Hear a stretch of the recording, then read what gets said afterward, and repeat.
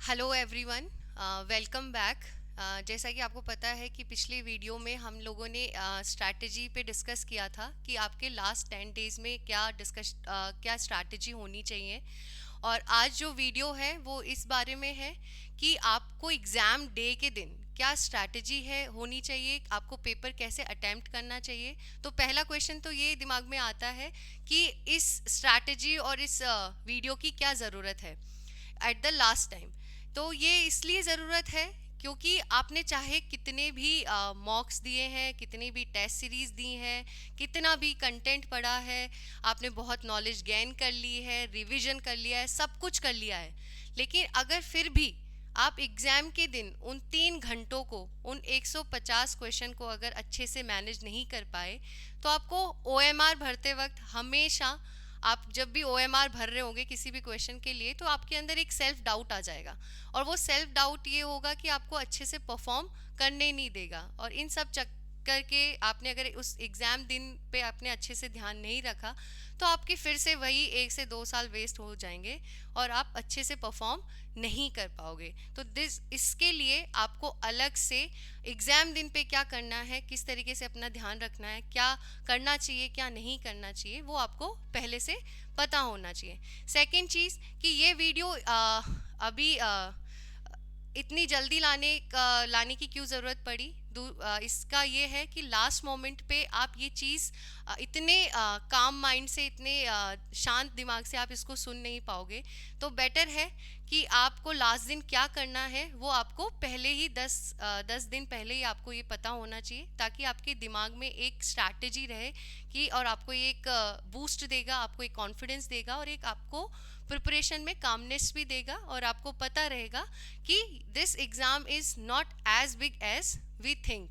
ठीक है, it's just an another exam, और इस चीज़ को मैं कर सकता हूँ, मैं कर सकती हूँ, I can do it and it's so easy, we can perform very well with the confidence and calmness. So let's start कि आखिर हमको ये उस एग्ज़ाम दिन के एग्ज़ाम डे पे हमें क्या स्ट्रैटेजी रखनी चाहिए। सो let's start. First of all, exam दिन में आपको क्या करना चाहिए क्या नहीं करना चाहिए।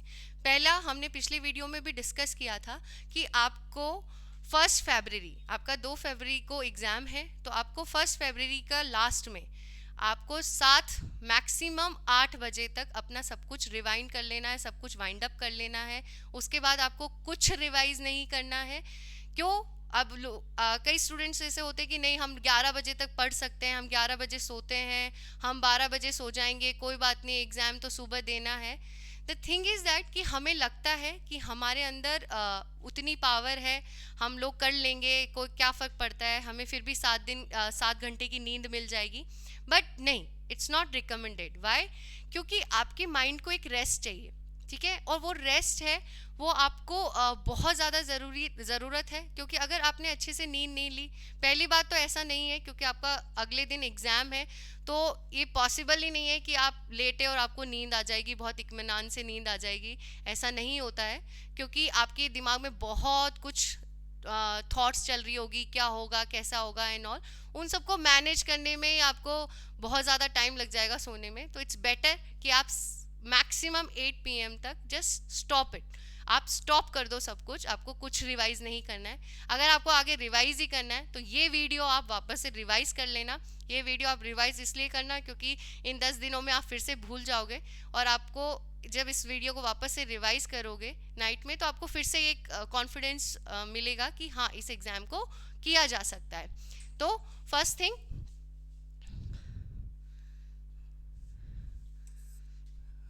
कि आपको रिवाइज नहीं करना है। सेकंड, आप जब आपने रिवाइज करना आपने छोड़ दिया, उसके बाद में आप इंश्योर करो। ये बहुत छोटी सी चीज़ लगती है कि नहीं, मेरा एडमिट कार्ड मेरे पास में है या नहीं, मुझे सेंटर की जानकारी है या नहीं, मेरे पास बॉल पेन, आपके जो पेन्स हैं वो रखने हैं, आपका जो एडमिट कार्ड है वो रखना है। ठीक है, तो आपको जो कुछ भी चीज़ें हैं जो आपको वहाँ लेकर जानी है, अब पानी की बोतल है, जो भी है, वो सब आप इंश्योर करो कि आपको सब चीज़ों से आप अवेयर हो और आपको सुबह जब आप एग्जाम डे पे उठो तो आपको कुछ भी चीज़ों का ज़्यादा परेशानी ना हो, सब एक जगह पड़ी रहे। तो ये भी आपको क्या है कि सुबह जो एक जल्दबाजी होती है, एक आपकी घबराहट होती है, उसको एक सबड्यू करती है। तो ये चीज़ आप इंश्योर कर सकते हो कि आप सारी चीज़ें हैं वो आप कैरी कर रहे हो। उसके बाद आता है हाइजीन फैक्टर। हम इस चीज़ को बहुत ज़्यादा इग्नोर करते हैं। बहुत सारे स्टूडेंट्स ऐसे होते हैं कि हाँ ठीक है, हम लोग ऐसे ही चले गए, ठीक है, ध्यान नहीं रखा।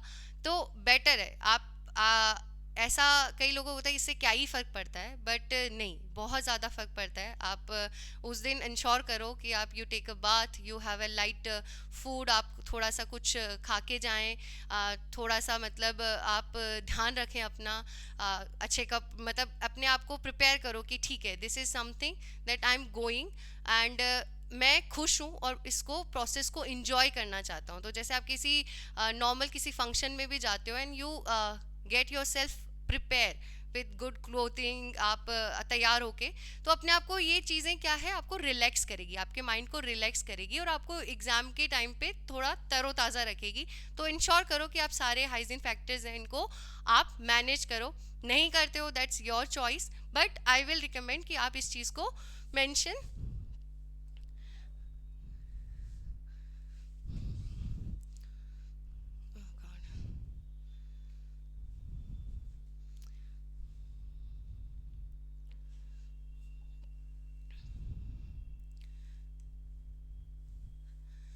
सेकेंड चीज़ है take blessings of God, parents, आप ये सब करके जाओ, ये बहुत चीज़ें आपको पॉजिटिविटी देती है। आप इन चीज़ों को करें, आपके पेरेंट्स अगर यहाँ नहीं है तो उनसे बात करें, उनकी ब्लेसिंग्स लें।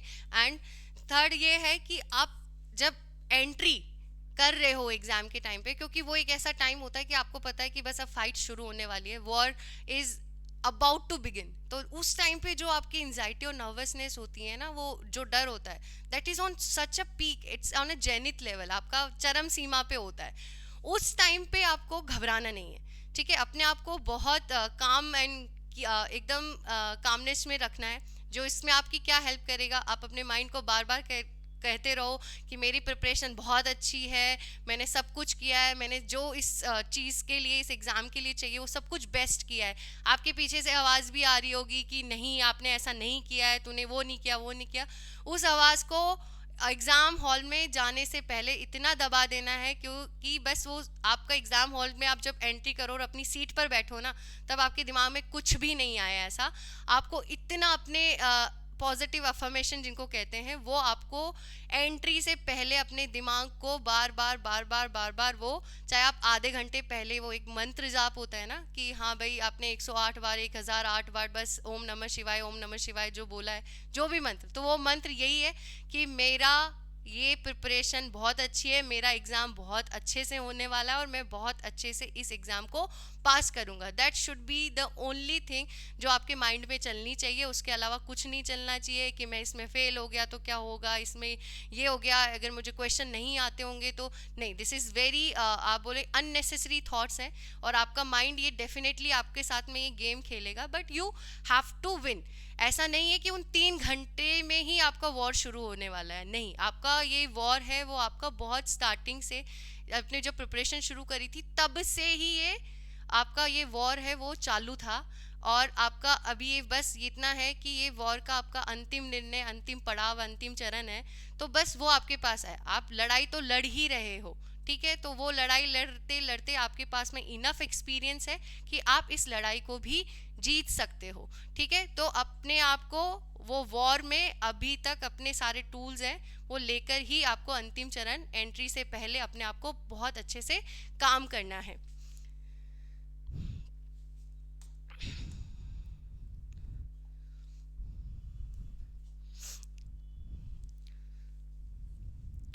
अब है, अब आप एग्जाम हॉल में पहुंच गए हैं, ठीक है। आई होप कि हाँ आपने उन चीज़ों का ध्यान रखा होगा जो हमने पिछली स्लाइड में बात करी है। तो अगर आप वो सब चीज़ इंश्योर करते हो कि आप वो कर पाएंगे, तो आप डेफिनेटली हॉल में जब अपनी सीट पे बैठोगे तो यू विल बी काम एंड लाइक हेल्दी कि हाँ ठीक है, I am ready for the paper. अब आता है कि हम पेपर को कैसे मैनेज करें कि हम स्कोर को बहुत ज़्यादा जितनी हमारी पोटेंशियल है, जितना हमारा बेस्ट है, तो हमारा बेस्ट से भी ज़्यादा कैसे स्कोर कर पाएँ, तो वो एक पूरा पेपर मैनेजमेंट है, वो आपको करना है कि भाई आपने, आपकी क्षमता क्या है, आपने कि भाई आपने, मैंने इतना पढ़ लिया है, मेरा इतना सिलेबस कवर है, मेरे पास इतना कंटेंट है, मैंने पूरे साल में इतनी पढ़ाई करी है, दीज आर योर वेपन्स। ठीक है, अब इन वेपन्स को, मान लो कि आपके पास में तलवार है, आपके पास गदा है, वो सब पड़ा है आपके उसमें, लेकिन आप उसको एग्जीक्यूट ही नहीं कर पाए। आपके पास सब कुछ था, बट आपके हाथ मतलब इतना घबरा गए कि वो पता ही नहीं चला कि यहाँ तलवार का यूज़ करना था या फिर यहाँ गदा का यूज़ करना था, कहाँ पे क्या यूज़ करना था कि मैं उस व्यक्ति को हरा सकता था। यहाँ पे व्यक्ति नहीं है, पर आपके पास 150 प्रश्न है, इक्वली वो कैपेबल हैं, आपको उनको सबको हराते जाना है और राइट आंसर आपको अपनी OMR में भरना है। तो आपको इस युद्ध स्तर पे इस एग्ज़ाम को लेना पड़ेगा। ठीक है, तो अब है कि आप कैसे मैक्सिमम मार्क्स हैं वो आप गेन कर सकते हो। इसमें दो चीज़ें आती हैं आपकी, दो चीज़ें क्या आती हैं? पहला, जो स्टूडेंट्स, मैक्सिमम स्टूडेंट्स के साथ में ये चीज़ होती है, वो होता है आपका human errors and silly mistakes. ठीक है, ये होती ही होती हैं, ऐसा नहीं हो सकता कि 100% किसी की कितनी भी अच्छी प्रिपरेशन हो, कितनी भी अच्छी एक्यूरेसी हो, पर 100% ऐसा नहीं होगा कि उससे कोई भी ह्यूमन एरर या सिली मिस्टेक नहीं होगी, बिकॉज वी आर ह्यूमन। ठीक है, इसका नाम ही ह्यूमन एरर ये है कि स्वाभाविक है कि आपसे वो एरर होगी ही होगी, दिस इज सो नेचुरल, तो आपको उससे घबराना नहीं है। लेकिन अगर आप काम हो, आप कॉन्फिडेंट हो, ठीक है, और आप अपनी प्रेजेंस ऑफ माइंड में हो उस टाइम पे, उस एग्जाम में, तो आप डेफिनेटली इन ह्यूमन एरर्स को क्या कर सकते हो? रिड्यूस कर सकते हो। तो आपका स्कोर है मैक्सिमम मार्क्स, वो आपके किस से हो सकता है? या तो आप इन ह्यूमन एरर को रिड्यूस करो, जैसे ही आपके क्वेश्चन 5 मान लिए कि ह्यूमन एरर से आपके 5-6 गलत हो रहे थे, अगर आपने प्रेजेंस ऑफ माइंड रखा और आपके 2 क्वेश्चन भी आप उस एरर को बचाने में, मतलब उस एरर को ख़त्म करने में अगर आप सफल रहे, तो 2 क्वेश्चन बहुत होते हैं। यहाँ तो गेम है वो 0.33 पे ही मतलब ख़त्म हो जाता है कट ऑफ का, तो 2 क्वेश्चन तो इज़ लाइक टू मच। ठीक है, तो एक तो हम चर्चा करेंगे कि इनको ह्यूमन एरर्स को जो सामान्यतया एग्जाम में होती हैं, उनको हम कैसे रिड्यूस कर सकते हैं, कैसे कम कर सकते हैं। दूसरा, attempting the paper with positive mindset. ठीक है, अब वो जो हमने बात करी कि इसको एक युद्ध की तरह लेना है, सामने जो हमारे जो 150 क्वेश्चंस हैं, वो एक मान लो कि एक सेना की तरह है और हर मतलब पूरे सेना को हमको हराना है। ठीक है, तो हर क्वेश्चन को कैसे हम पॉजिटिव माइंडसेट से अटेम्प्ट करें, हमें आता है नहीं आता है, लेकिन फिर भी हमें भिड़ना है, हमें एक बार तो फाइट देनी ही है। तो वो हम अगर पॉजिटिव माइंडसेट में रहेंगे रेदर देन नेगेटिव, काम रहेंगे, कॉन्फिडेंट रहेंगे, तो डेफिनेटली हमारा जो अटेम्प्ट है, ठीक है, दैट विल इंक्रीज। ठीक है, आप जितना आप अटेम्प्ट कर रहे थे उससे आप डेफिनेटली 5 से 6 अटेम्प्ट हैं वो ज़्यादा कर पाओगे। ठीक है, इसकी सिर्फ एक ही शर्त है कि आप पॉजिटिव रहो, आपको हर क्वेश्चन के साथ में फाइट करना है और आपको कॉन्फिडेंट रहना है। ठीक है, these are the only 3 things that you need to ensure. ठीक है, चलो हम इसको आगे विस्तार से थोड़ा डिटेल में हम देख लेते हैं कि कैसे करना है, कैसे रिड्यूस करना है ह्यूमन एरर और सिली मिस्टेक्स। राइट, सबसे बड़ी मोस्ट कॉमन जो आपकी सिली मिस्टेक्स होती हैं वो होता है fill your roll number properly. बहुत लोगों को ये लगता है कि ये तो बहुत ही सिली सी बात है, अरे सबको अपना रोल नंबर पता होता है, लेकिन यकीन मानिए आपके 100 में से एक बंदा ऐसा होगा, एक बंदी ऐसी होगी जिसने ये गलती करी होगी, क्योंकि आप इतनी हड़बड़ाहट में, इतने घबराहट में रहते हो। अगर आप हड़बड़ाहट में नहीं रहोगे तो डेफिनेटली ये वाली सिली मिस्टेक्स तो आपसे होगी ही नहीं। तो ये चीज़ आपको पहले ही इंश्योर करनी है कि आप काम रहो। दूसरा, आपको उस टाइम पे प्रेजेंस ऑफ माइंड आपको रहना ही है। तो आप मानो 100 में से अगर एक इंसान रोल नंबर गलत भर रहा है तो वो एक कितनी बड़ी सिली मिस्टेक है जिसको आप बहुत आसानी से रिड्यूस कर सकते हो। तीसरी चीज़ क्या होती है? Improper reading of question and option. कई बार क्या होता है कि आप क्या हो जाते हो, जैसे एक चीज़ तो सबसे बड़ी चीज़ होती है कि आपने क्वेश्चन पढ़ा, ठीक है, क्वेश्चन में करेक्ट पूछ रहा है या इनकरेक्ट पूछ रहा है। अब मान लो कि उसने इनकरेक्ट पूछा, ऑप्शन है ए बी सी डी, आपको ऊपर है, आपने पढ़ा ही नहीं कि ये इनकरेक्ट पूछ रहा है करेक्ट, लेकिन आपको लग रहा है कि करेक्ट ही पूछ रहा है, ठीक है, तो आप क्या कर देते हो, पहला ऑप्शन पढ़ा और वो आपको करेक्ट दिखा और आपने ओएमआर में टिक कर दिया, ठीक है, ओएमआर भर दी, आपने बाकी चीजें देखी ही नहीं। तो आप इंश्योर करो कि जब आप पढ़ रहे हो, आप जब पेपर पढ़ रहे हो, आप क्वेश्चन को अच्छे से पढ़ो, एंड स्पेशली जो करेक्ट इनकरेक्ट होते हैं उसमें तो आप गोला ही लगा दो। आपका जो क्वेश्चन पेपर है उसमें आप अपने पेन से गोला लगा दो और इसको हाईलाइट कर दो, इस कीवर्ड को, कि ये पूछ क्या रहा है। जैसे आप हाईलाइट करोगे आपका माइंड फंक्शन करने लगेगा कि ओके फाइन, इस क्वेश्चन में ये पूछा गया है, तो आपका माइंड उसी तरीके से फंक्शन करेगा। आप जब हाईलाइट नहीं करते हो तो इट्स वेरी कॉमन कि आपकी ये जो मिस्टेक है वो होनी ही होनी है। कई लोग ऐसा कर देंगे कि करेक्ट करके उसको ऑप्शन भर देंगे, किसी में इनकरेक्ट पूछा है तो करेक्ट कर देंगे, किसी में करेक्ट पूछा है तो उसको इनकरेक्ट कर देंगे, ठीक है। तो अपने माइंड को इस तरीके से गेम खेलने नहीं देना है। दूसरा जो इम्प्रॉपर रीडिंग की वजह से होता है, don't be over excited and don't be over dull, ठीक है। इन दोनों का मतलब क्या है, एक होता है कि हमें वो क्वेश्चन हमने पढ़ा है, अभी हम एक्साइटेड हो जाते हैं कि अरे ये वाला सेम क्वेश्चन तो मैंने अपने टेस्ट सीरीज में देखा था, मॉक टेस्ट में देखा था, ये तो मुझे पक्का आता है, ठीक है। और आप क्या होते हो, बहुत ज़्यादा एक्साइटेड हो जाते हो। उससे क्या होता है कि आपने वो क्वेश्चन है वो पढ़ा, लेकिन आपको नहीं पता, एक अक्षर एक एक वर्ड से ओनली लगा दिया या नॉट लगा दिया, कुछ भी लगा दिया, एक वर्ड से पूरा का पूरे क्वेश्चन का जो संदर्भ होता है वो पूरा का पूरा चेंज हो जाता है, ठीक है। तो वो आप क्या है कि आपने वो कहीं देखा हुआ है, आपने उसके बारे में आपने बहुत पढ़ा हुआ है, तो आप बहुत ज़्यादा एक्साइटेड हो जाते हो, एंड फिर आप ऑप्शंस नहीं देखते हो, ना क्वेश्चन ढंग से पढ़ते हो, एंड आप उसको टिक कर देते हो। दिस इज़ वेरी कॉमन, ठीक है। ये सबके एक्सपीरियंस के हिसाब से आपको ये बताया जा रहा है। तो आप अगर ऐसा नहीं करते हैं तो वेल एंड गुड, लेकिन इन चीज़ों का ध्यान रखो। This is very common mistakes, आपको नहीं पता, अगर आप पहली बार एग्ज़ाम दे रहे हो और आपने अच्छे से आपने प्रैक्टिस नहीं हुई हुई, आपने कभी चलो मान लिया आप न्यू स्टूडेंट हो, आप फर्स्ट टाइम प्री आप दे रहे हो, आपने बहुत सारे मॉक्स और टेस्ट सीरीज लगाई हैं, बट फिर भी मॉक एंड टेस्ट सीरीज का जो एनवायरनमेंट चाहे कितना भी हम एग्जाम लाइक बना लें, इट्स ऑलवेज डिफरेंट। जब आप मेन एग्जाम देते हो it always different, your mind will always work differently. Definitely test series आपको हेल्प करती है बहुत सारी चीज़ें रिड्यूस करने में, बट आप मान के चलो आपको एग्जाम हॉल में आपका माइंड आपको लगेगा कि नहीं आज तो कुछ अलग ही था, एक ऐसा नहीं था कि जैसे मैं हर रोज टेस्ट देता हूँ वैसा नहीं था, क्योंकि that is a real exam. आपके माइंड को पता है कि यही है जो है, यहाँ ही होना है जो होना है। सो इसलिए ध्यान रखें, एक ओवर एक्साइटेड ना होना है, आपको प्रेजेंस माइंड रखना है। दूसरी बात होती है ओवरडल। ओवरडल इन द सेंस आपने बहुत बड़ा सा क्वेश्चन देख लिया, उसमें मान लो आर्टिकल्स पे आर्टिकल्स के वो क्या फैक्ट्स एंड फिगर्स दे रखे हैं, बड़ा उसकी लेंथ है, एंड आपने ऑप्शन देख रहे हो, कहीं से भी कुछ भी आपको पता नहीं चल रहा है और आपको ऐसा लग रहा है कि अरे यार इतना बड़ा क्वेश्चन, ये तो मैंने कभी पढ़ा ही नहीं, कभी हुआ ही नहीं, और मैंने तो कभी देखा ही नहीं, आपका माइंड ऐसे चलने लगेगा।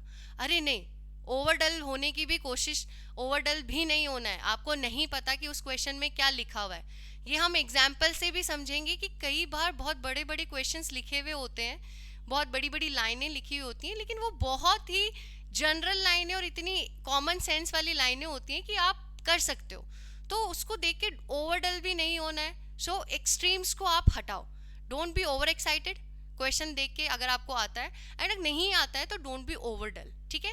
आपको काम रहना है और प्रेजेंस ऑफ माइंड में रहना है। मैं बार बार ये रिपीट इसलिए कर रही हूँ ताकि आपके दिमाग में ये बैठ जाए कि हाँ हमें ये करना है, और ये इसीलिए आपको ये वीडियो भी आपको 1 तारीख को रात में रिवाइज करना ही है, ताकि आपको पता हो कि हाँ ये चीज़ें मेरे दिमाग में बैठी रहनी है, ठीक है। देन उसके बाद सबसे कॉमन मिस्टेक्स, OMR फीलिंग। बहुत बहुत सारे स्टूडेंट्स का OMR भरने में इतनी गलती होती है, मतलब सबसे ज़्यादा जो गलतियाँ होती है वो OMR भरने में होती है, और काफ़ी स्टूडेंट्स की क्वेरी भी होती है कि OMR हम लोग कैसे भरें, ठीक है। तो अब OMR भरने की सबकी अप्रोच डिफरेंट होती है, बट दो एक्सट्रीम अप्रोचेज हैं जो आई वुड नॉट रिकमेंड, क्योंकि वो बहुत डेंजरस है, इधर कुआं उधर खाई वाली बात है। पहली ये चीज़ है कि कोई स्टूडेंट ऐसा करते हैं कि चलो मैंने एक ऑप्शन कर दिया एंड उसके बाद OMR भरने लग जाते हैं, ठीक है, फिर दूसरा टिक किया, फिर OMR भरा। इससे क्या होता है कि एक तो क्या होता है, आपका माइंड है, आप दो टाइप के टास्क कर रहे हो, राइट। फर्स्ट आप एनालाइज कर रहे हो कि आपने ये क्वेश्चन किया, आपने आपने बहुत अपना दिमाग चलाया, पूरे ऑप्शंस देखे and then you are giving a answer, ठीक है, आप आइडेंटिफाई कर रहे हो कि this is the answer. And OMR भरना इज अ टास्क जिसमें आपका ऐसा है कि हाँ ठीक है, बस मुझे देखना है कि ABCD थोड़ा सा फोकस करना है और इनमें से ऑप्शन में मेरे को क्या लगाना है वो आप लगाते हो। तो these are two different functions, ठीक है। अब आपने लॉ ऑफ इनर्शिया सुना है, ठीक है, तो कोई भी मोमेंटम है, एक टाइप का आप फंक्शन करते हो, एक टाइप का टास्क करते हो और दूसरा टाइप में एकदम से आप जाते हो, तो थोड़ा सा मोमेंटम आपका गड़बड़ाता है, ठीक है। तो अगर आप एक के बाद एक बार आप करोगे तो आप कहीं ना कहीं जो आपका दिमाग चल रहा है एग्जाम ये क्वेश्चन पेपर को डील करने में, आपको क्वेश्चंस आ रहे हैं, उसमें थोड़ा सा धक्का और ब्रेक लगेगा। तो वो चीज़ आपके साथ हो सकती है, हो सकता है कई स्टूडेंट्स के साथ ये हो भी ना, बट पॉसिबिलिटी है कि that this will happen. Psychology तो यही कहती है। दूसरा डेंजरस जो एक्सट्रीम होता है कि सब कुछ करने के बाद आप उसको भर रहे हो, ठीक है, पूरी OMR को भर रहे हो। अब 150 क्वेश्चन कम नहीं होते हैं, ठीक है। और दूसरा ऐसा तो है नहीं कि आपका जो पेपर है वो 3 घंटे में, मतलब आपका 2 घंटे में ही हो गया और आप 1 घंटा OMR को भरने में दे रहे हो, नहीं, पॉसिबल ही नहीं है। आपके पास ज़्यादा से ज़्यादा आधे घंटे में भर रहे होंगे, या फिर यूजुअली देखा गया है 15-20 मिनट में भरते हैं, ठीक है। अब 15-20 मिनट में आप 150 आपको भरने हैं, ठीक है। और आज तो और भी ज़्यादा दिक्कत है क्योंकि आपको वो भी भरना है, क्योंकि एक ऑप्शन भी आने लग गया है, तो आपको वो 150 गोले भरने हैं कि आपने ये क्वेश्चन अटेम्प्ट नहीं किया है, तो 150 गोले भरना और आपने सही से भरा है नहीं भरा है, और वो आप लास्ट के 20 मिनट में 15 मिनट में, जब आपको पता है कि बस कभी भी वो 3 घंटे होने वाले हैं और घंटी बजने वाली है, आप नहीं कर पाएंगे, पॉसिबल ही नहीं है। So these two approaches are very extreme, so I will say avoid it. आपको नहीं करना है। आपको क्या करना है, फिर हम क्या करें, कैसे भरें, तो अब आपकी ये चॉइस है। जैसे आप ये कर सकते हो कि RPSC के जैसे एक पेज में है ना, लगभग 5 से 6 क्वेश्चंस आते हैं, तो आप 5 से 6 क्वेश्चन आपने कर लिए, उसके बाद आपने उनको OMR को भर दिया, ठीक है। आपको थोड़ा सा दिमाग को रेस्ट भी मिला और आप उसमें वापस से मोमेंटम भी आपका लूज नहीं हुआ, ठीक है। तो ये आपकी ना आपके हिसाब से है, चाहे आप 5 क्वेश्चन का बनाओ, 10 क्वेश्चन का बनाओ, 20 क्वेश्चन का बनाओ, बट आई विल से कि 20 से ज़्यादा का मत बनाओ, ठीक है। 20 से ज़्यादा होते ही वो 20 गोले भरना एंड ऑल थोड़ा सा रिस्की हो जाता है। आपको ये भी हो सकता है कि आपने एक को भरा और फिर आप सीरियल में भर रहे हो तो एक छूट गया और आपका बस वो सारे क्वेश्चंस हैं वो गलत हो गए। तो रेदर देन आप 15 और 20, इससे ज़्यादा आप, अगर आपकी बहुत ज़्यादा एक्यूरेसी है OMR भरने में, तब 20 तक जाओ। बट जो एक पेज वाला है वो मैं बहुत ज़्यादा करती थी और मैंने काफ़ी सारे अपने फ्रेंड्स से, इनसे भी सुना है कि उनकी जो मैक्सिमम स्ट्रैटेजी यही होती थी कि हाँ भाई 5 से 6 क्वेश्चन आए हैं, इनको हमने देखा है एंड हमने OMR अच्छे से भर लिए। क्योंकि 5-6 क्वेश्चन क्या होता है, आपका माइंड एक पिक्टोग्राफी मेमोरी में चलता है, ठीक है। तो आपका जो स्पान होगा ना OMR का, वो आप 5 से 6 क्वेश्चन के स्पान को बहुत एक साथ देख सकते हो, ठीक है।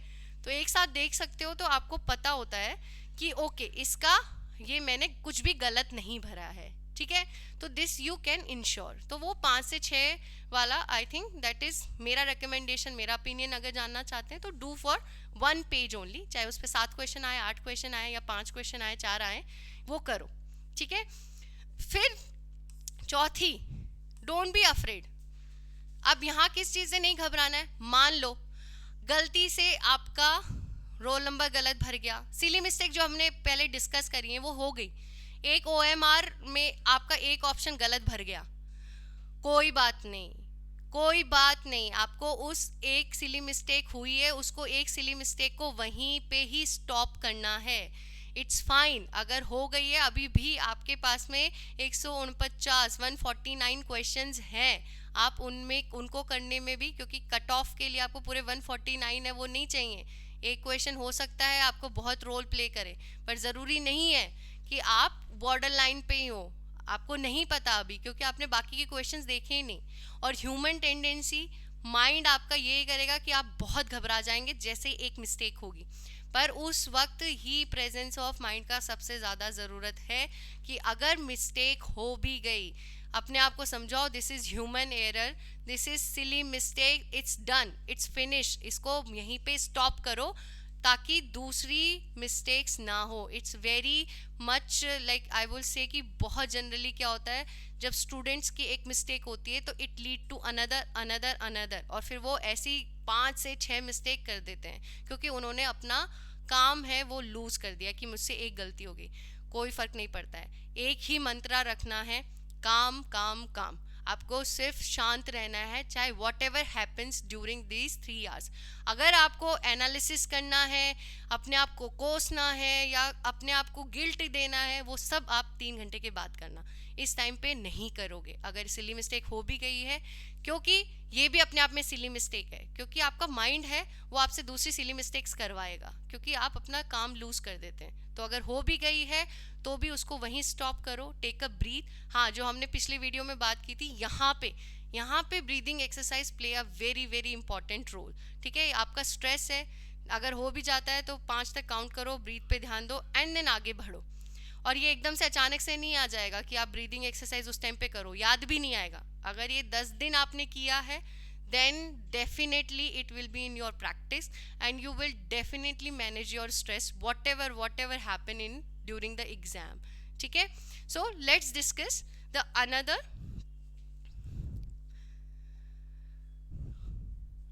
टॉपिक। जो इसका हमने दो कहा कि कैसे हम मार्क्स को अपन इंश्योर करें कि मैक्सिमम मार्क्स हमारे उस 3 घंटे में आ पाए। तो वो एक हो गया पार्ट कि हमको रिड्यूस करना है ह्यूमन एरर्स को। दूसरा मैक्सिमम मोस्ट इम्पॉर्टेंट पार्ट है कि आपको ये पेपर आपको पॉजिटिव माइंडसेट के साथ में आपको ये अटेम्प्ट करना है। What do you mean by positive mindset? हमें ये ध्यान रखना है वही 3 गोल्डन रूल। ठीक है, अब इसमें हम 2 गोल्डन रूल ज़्यादा से ध्यान रखेंगे कि इसमें जो क्वेश्चन आए हैं, ठीक है, they are not judging my content. ठीक है, डेफिनेटली आपने अगर पूरे, ऐसा नहीं कह रही हूँ कि भाई इसका मतलब यही नहीं है कि आप कंटेंट ही नहीं पढ़ के जाओ, आपने नॉलेज ही नहीं लिए। दिस इज़ फॉर देम जो सिंसियर हैं, सीरियस हैं और उन्होंने पूरे साल पढ़ाई करी है बड़ी शिद्दत के साथ में। ठीक है, उनको ये चीज़ ध्यान रखनी है कि यहाँ पे जो मेरा जो टेस्ट हो रहा है वो मेरे एग्जीक्यूशन का हो रहा है कि मैं इतने प्रेशर में भी किस तरीके से परफॉर्म कर सकता हूँ। मैं लॉजिकल माइंड को, अपने लॉजिकल माइंड से अगर मुझे क्वेश्चंस अटेम्प्ट कर सकता हूँ या नहीं कर सकता हूँ, या फिर मैं वही रट्टू तोते की तरह, मतलब जो मैंने रटा है उस भाषा में, उस लैंग्वेज में अगर वो क्वेश्चन आ गया तो ठीक है, मैंने कर दिया। अगर मेरी उस लैंग्वेज में नहीं आया है तो मैं घबरा गया कि और मुझे आता ही नहीं है। नो, इस टाइप के सिविल सर्वेंट्स हैं वो, उनको भी नहीं चाहिए।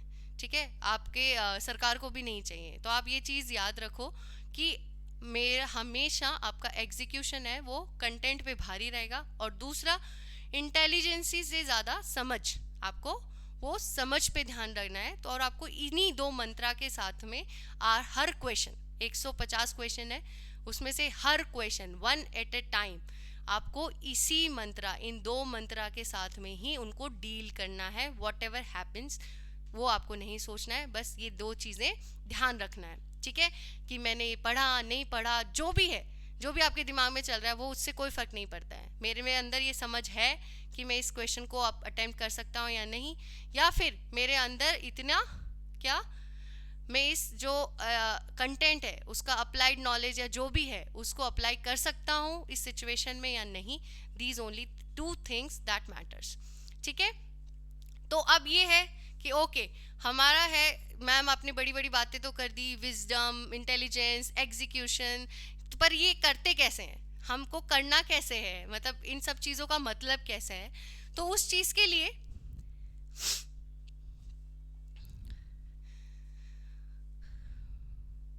कैसे करना है, ठीक है, फर्स्ट चीज़ देखो, हो सकता है कि आपको आपको पता है कि सारे सेट्स हैं, मतलब ऐसा नहीं होता है कि एक ही सेट में सबको, सारे स्टूडेंट्स को एक ही सेट मिलता है। 3-4 सेट्स होते हैं आरपीएससी प्रीलिम्स के, ठीक है। तो किस उसमें क्या होता है कि सीक्वेंस ऑफ क्वेश्चंस वो डिफरेंट होता है। किसी का आर्ट एंड कल्चर पहले होगा, किसी का ज्योग्राफी पहले होगा, किसी का पॉलिटी पहले होगा, किसी का करंट अफेयर्स पहले होगा। तो इस तरीके से सीक्वेंसेस चेंज कर देते हैं, ठीक है। अब ये हो सकता है कि आपको मतलब पहले आपने 5 क्वेश्चंस देखे एंड वो आपको आ ही नहीं रहे हैं, आपको ऐसे डर सा लग गया कि नहीं, इनमें से तो मुझे कुछ भी नहीं आता है। तो इस चीज़ से बचने के लिए, अगर आपको, चलो मान लिया वो 5 क्वेश्चन देखे भी नहीं, फिर भी पेपर्स को देख के आपको डर लग रहा है कि हाँ भाई मैं कैसे करूँ, बस आपके पास पेपर, वो घंटी लगी, इतनी देर तो हमने बात कर ली कि नहीं काम रहना है, काम नहीं रहना है, लेकिन जैसे पेपर आता है ना, पेपर आपके टेबल पे इन्विजिलेटर रखता है, उस टाइम एक अलग ही फीलिंग होती है। उस टाइम पे ना कुछ याद नहीं आता है, एक अलग सा डर सबके साथ होता है पीक पे, जिसमें से एकदम से अचानक से कुछ मैनेज कर लेते हैं और कुछ लोग मैनेज नहीं कर पाते हैं। तो उस टाइम क्या करो आप, उस टाइम एक क्विक स्कैनिंग कर लो अपने पेपर की। उसमें ज़्यादा टाइम नहीं लगाना है, 2-3 मिनट्स। अब आपको लगेगा कि 2-3 मिनट्स वेस्ट हो जाएंगे, वेस्ट नहीं होंगे, वो आपको स्कैन कर लो। उसमें क्या होगा, जब आप 2-3 मिनट्स के लिए पूरा पेपर स्कैन करोगे, आपको, अगर अच्छे से पढ़ाई करिए ना, आपको क्वेश्चंस दिख जाएंगे। अगर ज़्यादा नहीं तो कम से कम 3-4 क्वेश्चंस ऐसे दिख जाएंगे जो आपको एकदम अच्छे से आते होंगे। तो उस टाइम पे आपको फिर से वो क्या होगा, एक मोमेंटम मिलेगा और आपको लगेगा कि हाँ, इस पेपर में ऐसे क्वेश्चंस नहीं हैं जो मुझे नहीं आते हैं। ठीक है, कुछ नहीं आते, कुछ आते हैं, बट स्टिल आपको जो क्वेश्चन आते हैं उनको देख के आपको एक हिम्मत मिलेगी, कॉन्फिडेंस मिलेगी। So give a good quick scan to the paper, ठीक है। एंड उस टाइम पे जो आपको श्योर आ रहे हैं, उसके 2-3 क्वेश्चंस आप करके ओएमआर भर दो। जैसे ट्रस्ट मी, पता नहीं सब लोग करते हैं नहीं करते, मैं ये एक चीज़ करती थी कि जैसे ही वो उसमें से जो क्वेश्चन मुझे श्योरली आते थे उस क्विक स्कैन में ही, तो मैं उस ओएमआर को भर देती, चाहे वो 50th नंबर का क्वेश्चन था, 100 का था, जितना भी था। जैसे ही वो 2-3 ओएमआर में सही सही क्वेश्चन, वो ओएमआर भरी हुई होती थी, एक अलग सा ही बूस्ट मिलता था कि ओके, मैंने 3 क्वेश्चन, मतलब 150 में से 3 को हरा दिया है, 3 क्वेश्चन तो मेरे अटेम्प्ट हो गए हैं। तो it will give you boost, चाहे आप एक गोला ही मारो, बट इस क्विक स्कैन के बाद में जो आपको शॉर्टली आता है उसको एक ओएमआर में फिल कर दो। मतलब एक होता है ना, जैसे कि हाँ, श्री गणेशाय नमः, मतलब एक आपने एक चीज़ कर दी, और वो जैसे आप करोगे तो अब आपका माइंड है वो एक पॉजिटिविटी आ गई, कॉन्फिडेंस आ गया कि हाँ, अब हम इन क्वेश्चंस के साथ में डील कर सकते हैं। तो this is you can do, अगर आप उस पेपर को अपने टेबल पे देख के घबरा रहे हैं तो, ठीक है। सेकेंड चीज़ कि पेपर की रीडिंग कितनी करनी चाहिए, ठीक है। तो मैं कहूँगी एटलीस्ट आप रीडिंग जब आप करो ना, तो आप मिनिमम 2 तो रीडिंग आपको करनी है, बट एटलीस्ट आपको 3-4 अगर आप कर सकते हो तो वो आपको कैसे करना है, जैसे आप एक बार है ना हर क्वेश्चन पे गो थ्रू हो, आप उसको टाइम दो, ठीक है।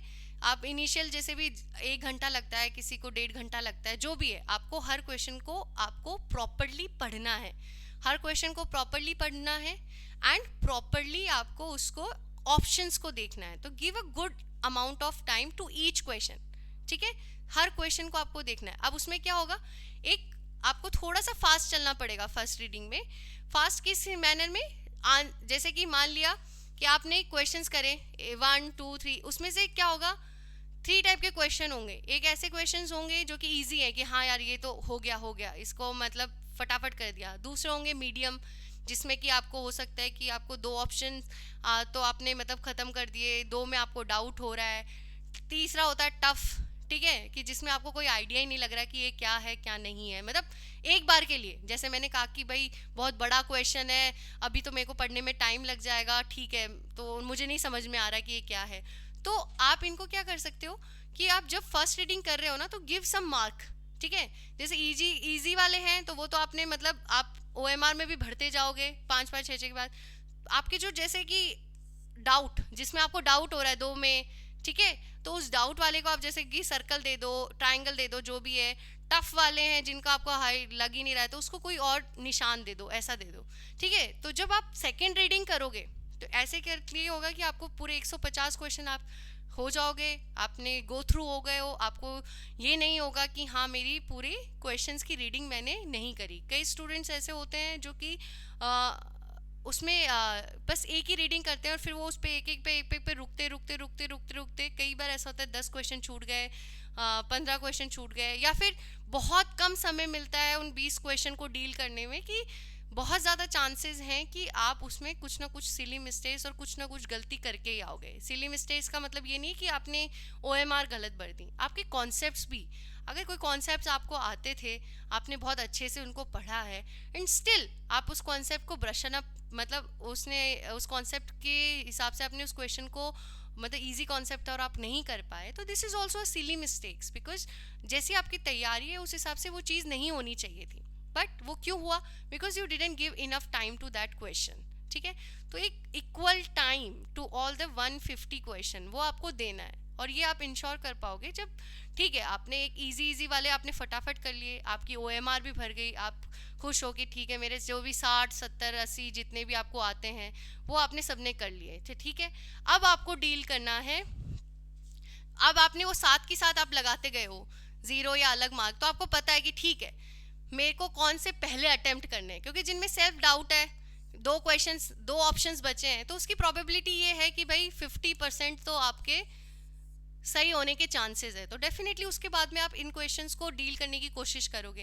एंड ऐसा नहीं है कि इनको आपने डील कर लिया फिर दूसरा ये टफ वाले, इनको भी एक बार भिड़ना तो है ही, क्योंकि आपको नहीं पता, टफ आपने अपने माइंड के हिसाब से सोच लिया है। ठीक है, जब तक आप फाइट मोड में उससे भिड़ोगे नहीं, आपको नहीं पता चलेगा कि वो क्वेश्चन आसान था या नहीं। हो सकता है कि उस क्वेश्चन में उसने पहले ही अपने सारे पत्ते निकाल के दे दिए और बस आपको तो चुनना था, आपको ढूंढना भी नहीं था, बस आपको देखना था कि हाँ ये तो पहले से दिया हुआ है, ये क्या मतलब, मैं तो बस ऐसे ही सोच रहा था कि ये टफ है। तो हर क्वेश्चन को आपको टाइम देना है, तो इसके लिए आप 3 रीडिंग्स कर सकते हो, आप पहले में इजी कर सकते हो, देन आप अपने जो मार्क किया है फिर टफ वाले, तो इससे आपका प्रॉपर टाइम मैनेजमेंट भी होगा और प्रॉपरली आप एक कामनेस के साथ में सारे क्वेश्चन को डील भी करोगे, क्योंकि ये इंपॉर्टेंट भी होता है कि हाँ मैंने इनफ टाइम दिया है हर क्वेश्चन को, and this is something best that I can give. ठीक है, तो ये आप इंश्योर कर सकते हो। तीसरी चीज, शेड योर ईगो। आप एग्जाम में ईगो लेके मत जाओ।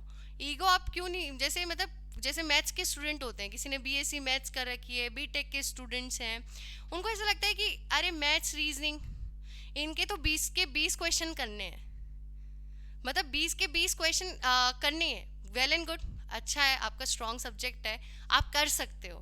पर अगर उस 20 को 20 करने में कोई एक ऐसे 2-3 ऐसे क्वेश्चन आ गए जिसमें मतलब आपका कम से कम 15-20 मिनट बर्बाद हो रहे हैं, तो उसको ईगो पे लेने की कहाँ ज़रूरत है? ईगो की कोई बात ही नहीं है इसमें। जो मैथ्स का क्वेश्चन जो 1.33 जिसका मार्क्स है, वही दूसरे क्वेश्चन का भी तो 1.33 है। इस चक्कर में क्या होता है, कई स्टूडेंट्स जो इजी क्वेश्चंस होते हैं ना दूसरे सब्जेक्ट्स के, वो भी अच्छे से डील नहीं कर पाते हैं। तो शेड योर ईगो, आपको कुछ भी मतलब इसमें ईगो पे नहीं लेना है कि ये मेरा फेवरेट सब्जेक्ट था, ज्योग्राफी तो मेरे को आना ही चाहिए था, एंशंट के तो मेरे को सब आते थे, मुझे ये वाला साइंस एंड टेक तो मैंने अच्छे से पढ़ा था, करंट अफेयर्स मैंने अच्छे से पढ़ा था, मुझे क्यों नहीं आ रहा है। ये सब आपको माइंड में नहीं सोचना है ड्यूरिंग दैट थिंग। तो ये चीज़ें आप अपने ईगो पे मत लो, पर्सनल मत लो, को आपको नहीं पता है, क्योंकि जो सिलेबस है आपको लगता है मैंने सब कर लिया है, उसके बावजूद भी इतना वास्ट है, इतना मतलब इतनी विंडोज ओपन है, इतने एस्पेक्ट ओपन है कि आप सोच भी नहीं सकते कि कहाँ से क्वेश्चन आ सकता है। ठीक है, सब कुछ सम्मिलित है उसके अंदर, दुनिया में, देश दुनिया जहाँ जो भी हो रहा है, कुछ भी हो रहा है। तो हम है ह्यूमन माइंड, हमारा माइंड है लिमिटेड।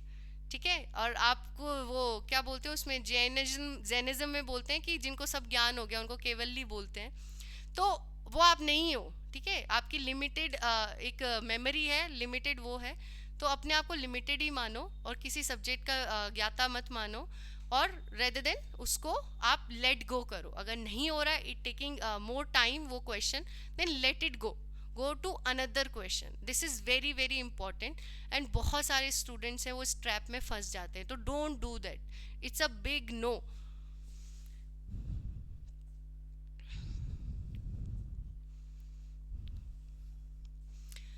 अब दूसरी चीज ये आती है, बहुत सारी जब आप बिकॉज यहाँ पे जब प्री दे रहे हैं बहुत स्ट्रीम के डिफरेंट डिफरेंट स्ट्रीम के स्टूडेंट्स हैं, ठीक है। जैसे कि उसमें कोई किसी का सब्जेक्ट क्या रहा होगा, वही वाली बात, ईगो वाली बात, कि कोई मैथ्स से होगा, कोई साइंस एंड टेक के बैकग्राउंड से होगा, कोई हिस्ट्री का होगा, कोई किसी और सब्जेक्ट का होगा, किसी डिफरेंट फील्ड से होगा, ठीक है। एंड कोई है जैसे कि दूसरा एक बहुत बड़ा कैटेगरी और सेग्रीगेशन होता है कि some who are preparing for the UPSC, they are also appearing for the RPSC PCS का दे ही रहे हैं। आरपीएससी वाले जो सिर्फ राजस्थान में जैसे कि रीट या दूसरे एग्जाम्स की कर रहे हैं, तो they have strong hold on the Rajasthan GK, but who are preparing for the UPSC they don't have that strong hold on the GK. उनके पास राजस्थान, स्पेशली राजस्थान जीके, तो सब अपने आप को कैटेगराइज कर लेते हैं कि हाँ ये वाला पार्ट मेरा वीक है, ये वाला स्ट्रॉन्ग है, इसके क्वेश्चन आएंगे तो कर लूँगा, इस वाले सब्जेक्ट के क्वेश्चन आए तो नहीं करूँगा, राजस्थान जीके का आया तो सब छोड़ दूँगा, यूपीएससी वाला सोचेगा। और राजस्थान जीके वाला सोचेगा कि हाँ भाई इजी क्वेश्चन आए इंडियन जीके और वर्ल्ड जीके से तो कर लूँगा, नहीं तो नहीं करूँगा। नहीं, आप जब इस एग्ज़ाम में जा रहे हो उन 3 घंटों में ये आप जितने भी पूर्वानुमान हैं, आपके जितने प्रिजुडाइसेस हैं, आप बिल्कुल हटा के जाओ। इसमें ना कोई यूपीएससी वाला है, नो कोई आरपीएससी वाला है, नो किसी सब्जेक्ट का है, ना किसी और का है। आप एक एस्पिरेंट हो जो कि आरपीएससी का प्रीलिम्स देने आए हो, और ये प्रीलिम्स आपको पास करना है। उससे कोई फ़र्क नहीं पड़ता आप कितने धुरंधर हो, और इससे कोई फ़र्क नहीं पड़ता कि आप किस चीज़ में वीक हो, ठीक है। कोई इस चीज़ को जज नहीं कर रहा है, सिर्फ ये जज कर रहे हैं कि आपको पास करना है या नहीं करना है, ठीक है। तो डोंट बी जजमेंटल, आप डोंट बी जजमेंटल, ठीक है। और वो जजमेंटल क्यों नहीं होना है, क्योंकि RPSC and UPSC these are the exams जो कि आपको क्वेश्चंस ऐसा नहीं है कि वो आपकी नॉलेज को या आपकी फैक्ट्स को या आपकी मेमोरी को जज नहीं कर रहे हैं, उसके बियॉन्ड जाके जज कर रहे हैं, ठीक है। तो कहीं ना कहीं वो क्लूज छोड़ते हैं आपके लिए कि आपको वो कैसे क्वेश्चंस अटेम्प्ट करने हैं। लेकिन हमारे अंदर इतना कुछ बैठा रहता है, हमारे अंदर इतने पूर्वानुमान है कि हम उस क्वेश्चन से भिड़ते ही नहीं है, उसको मतलब देखते ही नहीं है। हमारा माइंड पहले से ब्लॉक कर देता है कि अरे ये तेरे से होगा ही नहीं, ये तुझसे होगा ही नहीं। बस उसी ब्लॉकेज को ख़त्म करने के लिए ये कुछ क्वेश्चंस हैं, राइट, जो प्रीवियस ईयर्स में आए हैं 2016, 18, 21 में, ठीक है। तो आपको पता चलेगा कि अरे इनमें तो कुछ करना ही नहीं था, ठीक है। अब जैसे मान लो आपने बड़ा सा क्वेश्चन देखा, आपकी आदत है कि हाँ भाई स्टेटमेंट वाले तो क्वेश्चंस आपने कभी करे ही नहीं है, आप इसको देख के घबरा गए। लेकिन आप एक चीज़ देखो, इसमें ये क्वेश्चन था आहर सिविलाइजेशन का, ठीक है, आहर सभ्यता के बारे में। अब इसमें पहला है कि जो वहाँ के नेटिव थे, ठीक है, वहाँ के जो मूल निवासी थे, उनको कॉपर स्मेल्टिंग का ज्ञान था, उनको तांबा गलाना आता था, ठीक है। अब ये देखो सी ऑप्शन देखो कि जो मेटल वर्क है was one of the means of economy of आहर, ठीक है। मतलब कि जो आड़ की अर्थव्यवस्था थी उसमें धातु का काम एक साधन था, ठीक है। अब ये देखो अगर उनको कॉपर स्मेल्टिंग आती थी तो उसके धातु के कुछ कारखाने तो होंगे ना, धातु का काम तो होता ही होगा, ठीक है। तो अगर ए सही है तो सी भी सही होगा, ठीक है। अगर सी सही है तो ए भी सही होगा। ये दोनों जो ऑप्शंस हैं, दोनों स्टेटमेंट है, वो तो एक ही जैसी बात कर रहे हैं। तो अब आप इसमें क्या कर सकते हो, देखो ऑप्शंस देखो, ऑप्शंस कैसे दे रखे थे कि ए और सी तो आएगा ही आएगा। तो जहाँ पे ए और सी आ नहीं रहा है उसको आप एलिमिनेट कर दो, ठीक है। यहाँ पे ए और सी आ रहा है और यहाँ पे भी आ रहा है, आपके सेकंड में नहीं आ रहा है। तो देखो अब आपके पास दो ऑप्शंस बच गए, तो 50% प्रोबेबिलिटी तो आपके पास आई गई।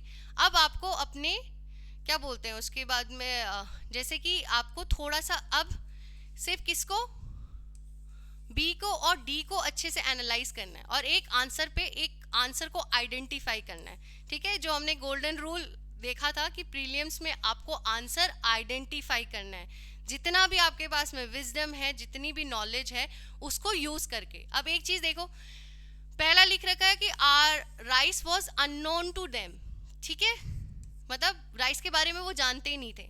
अब डी ऑप्शन क्या है कि वहां पे आपके काले और लाल रंग के बर्तन मिले जिनके ऊपर पोट्री, ज्योमेट्रिकल डिजाइन्स और ये सब कुछ है, देखो। और एक ऑप्शन यहाँ देखो, जनरली अब ये वाला ऑप्शन देखो कि rice was unknown to them, ये बहुत स्पेसिफिक फैक्ट है, ठीक है। आपको मतलब या तो वहाँ करते थे या नहीं करते थे। मैं ऐसा नहीं कह रही हूँ कि बहुत सारी सभ्यताएं ऐसी थी, सिविलाइजेशन थी जिनमें राइस नहीं पता था, तो आपके दिमाग में आपने जो भी पढ़ा है आपको लग रहा होगा कि हाँ ये भी तो हो सकता है कि राइस नहीं होगा, क्योंकि बहुत सारी सिविलाइजेशन में नहीं था, ठीक है। तो चांसेस, लेकिन still it's a very specific fact, ठीक है। तो कुछ तो ऐसा है कि मतलब मेरे को बहुत श्योर होना पड़ेगा कि ये यहाँ पे था या नहीं। बट अब डी वाला देखो, डी में क्या है कि पोट्री, पोट्री के बारे में बता रहे हैं, और इन्होंने वर्ड क्या यूज कर रहा है, been found on which generally, ठीक है, जनरल, ठीक है। इट्स नॉट, ये स्पेसिफिक नहीं बोल रहा है। और दूसरा है कि हर सभ्यता में पोट्री तो यूज होगी ना, क्योंकि पोट्री एक ऐसे थे जहाँ पे बर्तन लेना, बर्तन तो आपको हर सभ्यता में, भाई जितनी भी सभ्यता है इट्स अ वेरी कॉमन कि हाँ भाई हर सभ्यता में बर्तन तो मिलेंगे मिलेंगे, पोट्री तो मिलेगी मिलेगी।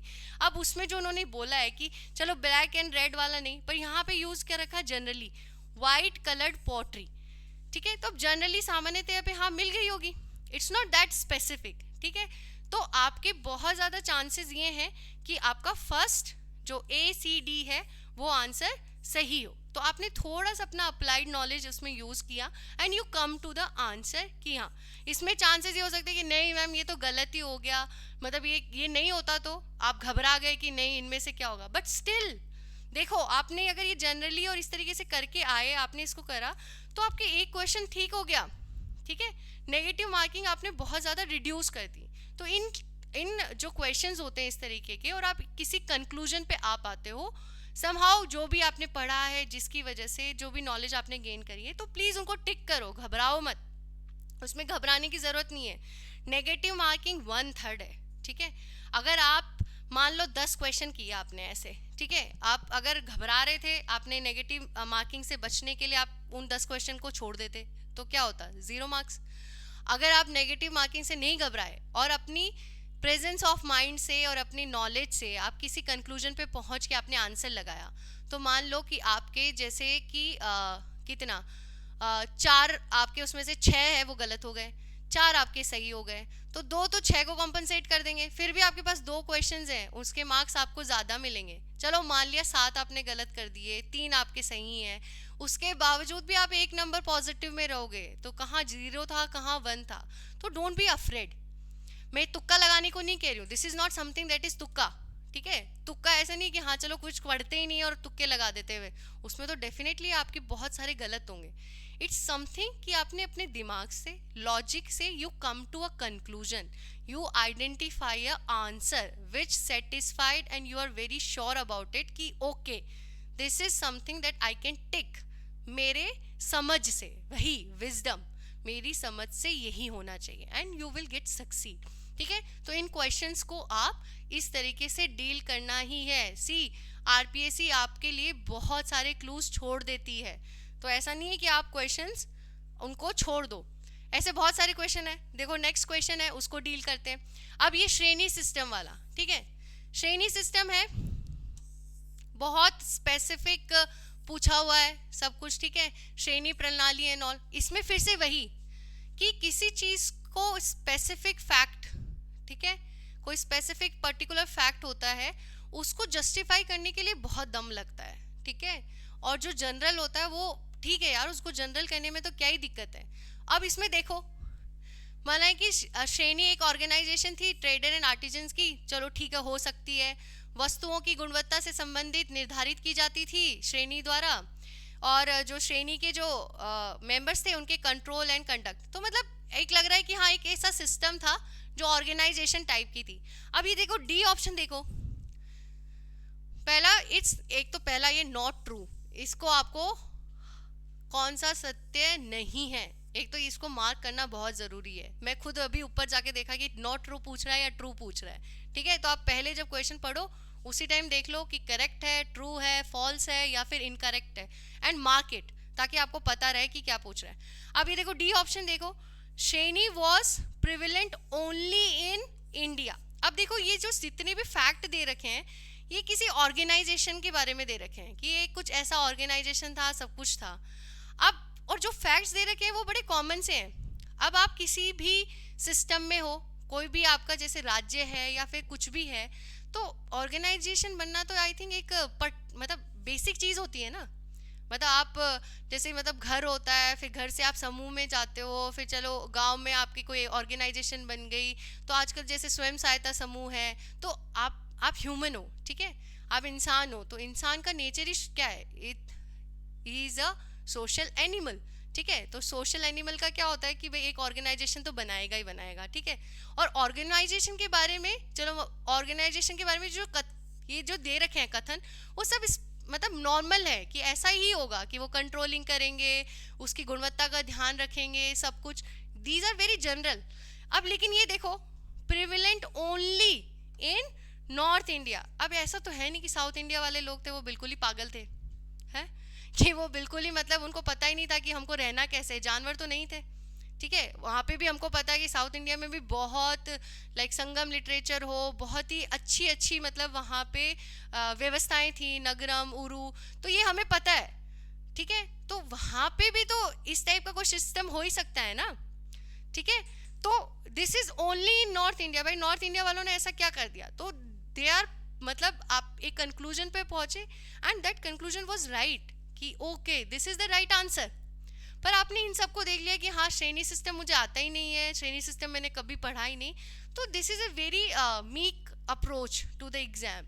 क्योंकि वहाँ पे कोई आपको आके नहीं शाबाशी नहीं दे रहा है कि हाँ तेरे को आता था, कोई आपको ये शाबाशी नहीं दे रहा है कि तेरे को नहीं आता था। इट्स ओनली यू जिसको ये एग्जाम है वो पार करना है। चलो क्विकली अब हम दूसरे टाइप के क्वेश्चंस भी देख लेते हैं। ये सब क्वेश्चंस का मतलब ये नहीं है कि आपको इसके आंसर्स रटाने के या फिर उसकी वजह से नहीं, पर आप देखो कि इस टाइप के क्वेश्चंस हैं, आप अगर जजमेंटल नहीं होते तो आप इन क्वेश्चंस को बहुत अच्छे से अटेम्प्ट कर सकते थे। क्लू उसी के अंदर छुपा हुआ है और यही अप्रोच एग्जाम में लेकर जानी है। इस चीज़ को याद रखो और इसको याद रखने के लिए फिर से एक दिन पहले रात में ये आपको वीडियो रिवाइज करना ही है। अब ये देखो, मैच द फॉलोइंग। अब इसमें जो यूपीएससी वाले हैं उनको तो खैर काफ़ी कुछ पता होगा। अब यहाँ पे चलो मान लिया कि आपने कभी नाम सुने ही नहीं है, ठीक है, बट अब आप राजस्थानी हो, ठीक है, इस ऑप्शन को देखो, ताता पानी, ताता पानी, ठीक है, हमारा मतलब मारवाड़ी में ताता बोलते हैं, ताता मतलब गरम, ठीक है। तो आप नाम से भी आप देखो ये क्वेश्चन कैसे सॉल्व होगा। ताता पानी, अब आपको पता है इसमें विंड है, अब ताती विंड तो कहा आएगी, ठंडी भी विंड चलती है, सोलर चलो मान लिया, ठीक है, कि पर इतना गर्म भी नहीं करेगा। कभी कभी तो सोलर में मतलब क्या बोलते हो, कभी कभी ठंड भी तो आती है ना, हम तो कौन से ट्रॉपिकल जोन में है तो ठंड भी आती है, तो ज़रूरी नहीं है। अटोमिक, जियोथर्मल, ठीक है, अब आपको जियोथर्मल है ना, और एटॉमिक में भी जैसे आपको कुछ करना पड़ेगा, मतलब एटॉमिक का भी हमको मैक्सिमम पता होता है कि कहाँ पे प्लांट लगा है कहाँ पे नहीं लगा है। चलो नहीं भी पता होगा, आपको एक चीज़ पता है कि हमारी जो पृथ्वी है उसके गर्भ में, ठीक है, वहाँ पे क्या है, लावा, तो लावा है तो गर्म है, तो लावे से जो गर्म है तो वहाँ से अगर कुछ निकल रहा होगा, ठीक है, तो वो क्या होगा, गर्म ही होगा। तो दिस इज समथिंग जो आप इसमें लगा सकते हो। अब ऑप्शन में देखो बी का क्या, थर्ड, तो बी का थर्ड एक ही ऑप्शन है, ठीक है, तो उसको आप लगा सकते हो, ठीक है। तो दिस इज समथिंग जो आपको चीजें करनी है, आपको उस क्वेश्चन को अटेम्प्ट करना ही है। अब ये जैसे आ गया, अब ये स्पेशली जैसे कजली तीज, होली, पर्यूषण पर्व, गंगोर, अब इसमें कजली तीज देखते ही जो यूपीएससी की प्रिपरेशन कर रहा है वो तो पहले ही भूल जाएगा कि अरे कजली तीज है, बूंदी है, कैसे मतलब कैसे करें। तो पहली चीज तो ये देखो, तीज, तीज का सबको मतलब तो पता ही है ना, तीज मतलब कि कोई तीसरे दिन ही आएगी, राइट। तो अब तीसरे दिन में तो इसमें एक ऑप्शन है फर्स्ट, तो थर्ड डे ऑफ भाद्रपद कृष्ण। तो अब ये देखो कि फर्स्ट जो है, फर्स्ट किस किस में है, ए का, तो आपका थर्ड और फोर्थ तो कट गया, आप दो पर तो पहुंच गए, 50% पे तो पहुंच गए। अब आपको इन तीनों में से कुछ करना है। चलो पर्यूषण पर्व का आपको नहीं समझ में आ रहा होगा, किसी को होली का पता होगा और किसी को गणगौर का पता होगा। होली का सबको पता है, ठीक है, होली में क्या होता है, हम फागन के गीत गाते हैं, इतना तो है ही। और ये ऐसा नहीं है कि भाई यूपीएससी वाले हैं तो वो है तो राजस्थान की, तो राजस्थान में भी ये तो बहुत प्रचलित है कि फागन के गाने आए, फागुन में ये हुआ, फागन में ये करा, तो ये तो हमारे कल्चर में ही है। तो ये देखो, आपने दो में था, दो में से अब आपको ये करना है कि कहाँ पे ये आ रहा है, तो ये फागुन, तो फागुन में देखो अब होली, तो इसमें किस में आ जाएगा आपका ये ऑप्शन, इसमें सेकंड। ठीक है, अब यहाँ पे आपके पास में ये भी इसमें से, सॉरी, चलो अब अपने पास में ये गणगौर वाला। ठीक है, तो गणगौर, अब गणगौर होली के बाद में गणगौर आती है। ठीक है, और आपको पता है कि जो गणगौर का है अपना, उसमें ये होता है कि हमारा न्यू ईयर स्टार्ट होता है। ठीक है, अब न्यू ईयर चलो बहुत स्पेसिफिक हो जाता है, बट स्टिल मैं, मेरा कहने का मतलब है अगर किसी को नहीं भी पता है बट आपको ये चीज़ें कहीं से याद आती हैं कि हाँ नहीं, गणगौर के दिन में हम लोग नया शुरू होता है, नए जो इंडिया के जो वो हैं क्या बोलते हैं महीनों के नाम, तो वो चैत्र से शुरू होते हैं, तो इस तरीके से आप किसी कंक्लूजन पे पहुंच सकते हो। तो इसका जो पर्पस है, इस पूरी एक्सरसाइज का पर्पस यही है कि आपको क्वेश्चन से डरना नहीं है, आपको एक पॉजिटिव माइंडसेट के साथ में करना है। अब पट्टा रेख है, तो पट्टा रेख में आप कि ये तो पर्टिकुलरली राजस्थान से रिलेटेड है, लेकिन आप देखो ना इसमें पट्टा मतलब अपन अपने घर का पट्टा वगैरह लेते हैं, तो इसका डेफिनेटली रेवेन्यू डिपार्टमेंट से ही इसका कुछ संबंध होगा, तो आप क्वेश्चंस को आराम से इसकी तरफ पहुंच सकते हो। अब जैसे इसमें पूछा गया है कि भाई राजस्थान का कौन सा डिपार्टमेंट है जो एसडीजी को देखता है। अब आपको इंडिया, अगर राजस्थान स्पेसिफिक नहीं पता है, बट इंडिया स्पेसिफिक तो पता है, एसडीजी कौन देखता है, नीति आयोग देखता है। तो नीति आयोग जैसा ही समकक्ष कोई राजस्थान में डिपार्टमेंट होगा, तो इन सब में अगर आप देखोगे तो प्लानिंग डिपार्टमेंट, जो कि पहले प्लानिंग अपना जो डिपार्टमेंट था उसी को तो रिप्लेस करके नीति आयोग आया है, तो आप इसमें प्लानिंग डिपार्टमेंट, तो आंसर भी प्लानिंग डिपार्टमेंट है। तो आप इसको देख के कि हाँ एसडीजी पूछ लिया, कौन सी वो होगी, आपको ऐसे है कि नहीं मैम, ऐसा तो होता ही है कि कई बार ज़रूरी नहीं है कि प्लानिंग डिपार्टमेंट ही दे, स्टेट में कोई दूसरा डिपार्टमेंट भी तो देख सकता है। क्या ये तो हो गया कि भाई प्लानिंग डिपार्टमेंट वाला आंसर सही था, इसमें कुछ सीएमओ होता तो, अरे ठीक है सीएमओ भी होता, चलो मान लो आपका गलत भी हो जाता, लेकिन आपके चांसेस कितने ज़्यादा हैं सही होने के। ठीक है, तो आपको नेगेटिव मार्किंग से घबरा के अगर आप थोड़ा सा लॉजिकल गेम नहीं खेलते हो तो आप वैसे ही गेम लूज कर दोगे। तो इट्स बेटर कि पूरे माइंड के साथ लॉजिकली गेम खेलो। अब एक ये जैसे एक क्वेश्चन आया था, रिसर्च डीआरडीओ ने एक ड्रग का नाम है ल्यूकोस्किन। ठीक है, अब ल्यूकोस्किन ठीक है नहीं पता क्या है क्या नहीं है, डीआरडीओ पढ़ा या नहीं है। अब यहाँ पे ऑप्शंस देखो, lung cancer, night blindness, leucoderma, leukaemia and all. चलो ये तो मैं हटा दूं कि हाँ ठीक है इस टाइप का तो कुछ नहीं होगा। अब यहाँ देखो स्किन, अब skin derma dermatologist, you can come ना, मतलब you can come to the conclusion, आप आराम से आ सकते हो। तो आप इस चीज़ को इसको टिक करो, यही सही था आंसर। अब या तो आप नहीं करके आते इसको पहले कि नहीं नहीं नहीं मैं घबरा रहा हूँ, मेरे से नेगेटिव मार्किंग हो जाएगी, अरे आपको थोड़ा तो गेम आपको करना ही पड़ेगा। आप नहीं करोगे तो आप मान के चलो आपने कितने भी क्वेश्चंस करे हैं, आपकी 100% एक्यूरेसी तो नहीं रहने वाली है। तो कम से कम जो क्वेश्चंस एटलीस्ट जितने आपके सही हैं, आप श्योर हो उनसे कम 10 क्वेश्चन पे तो आपको अपना माइंड खेलना चाहिए, क्योंकि 10 क्वेश्चन में आप ना तो बहुत ज़्यादा लूज नहीं करेंगे, there is a more chances कि आप गेन ही करेंगे।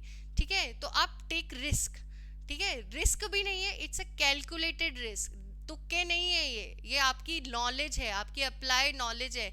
अगर आपको नहीं पता कि जो त्वचा का डॉक्टर होता है उसको डर्मेटोलॉजिस्ट कहते हैं, तो आपको नहीं होता पता कि इसको ल्यूकेडर्मा हो सकता है। ठीक है, तो this is something that you have read, you have studied it.